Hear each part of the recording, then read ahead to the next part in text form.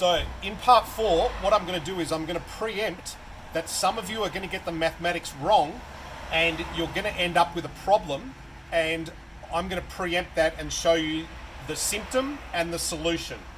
So you might remember that the correct value for my line 25 was 1821.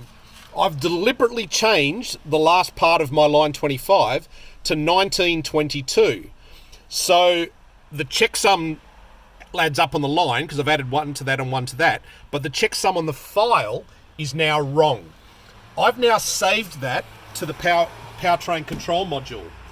Now, what happens when I turn the car on now is my check engine light is stuck on.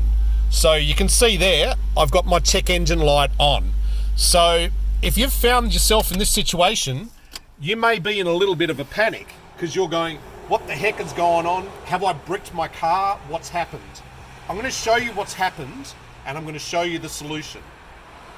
So the first thing you would always do when you've got a check engine light is plug in your scanner and go to DTC, which is your diagnostic trouble codes. You're going to find that you've got a new diagnostic trouble code now, which is P0610, Control Module Vehicle Options Error. That's a rather confusing way of saying that the powertrain control module has examined itself when you've turned the car on, and it's gone, hang on, something is wrong with my checksums. It's not adding up. I need to throw on the check engine light, throw this error code, but I'll still start the car. That's what's happened. So to resolve that, what I need to do is put the value back correctly in the as-built file, and I need to clear the DTC. So this is why you need to back up your file before you start. Back up your as-built file. Because if you don't know the original value and you can't revert to it, at this point you'd be pretty much screwed.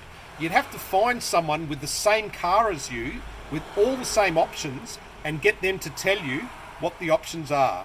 So what I'm doing now, I'm going down to line 25 and I'm turning 1922 back into 1821 because I know that that is the actual right value. I'm turning the ignition on and I'm now going to write that to the powertrain control module.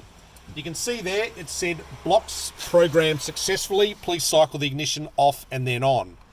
Now remember, I've currently got a DTC set that I haven't reset. So I'm actually not going to recycle my power completely just yet. What I'm actually going to do is restart FORScan, because I've found that when you change between protocols, it actually has a bit of a spaz. So I'm restarting FORScan. I'm going to turn my car off and on. I'm going to go to the DTC menu. So there's my DTC there for P0610. And down the bottom here, you can see this button here is to reset the DTCs. So I'm going to click Reset DTCs. I click Yes, and all my DTCs are now reset. So when I turn my car off and turn my car back on and start it, you can see my check engine light is now off.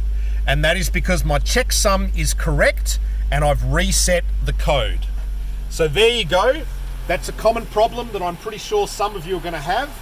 That's the cause and that is the solution. So enjoy. Catch you later.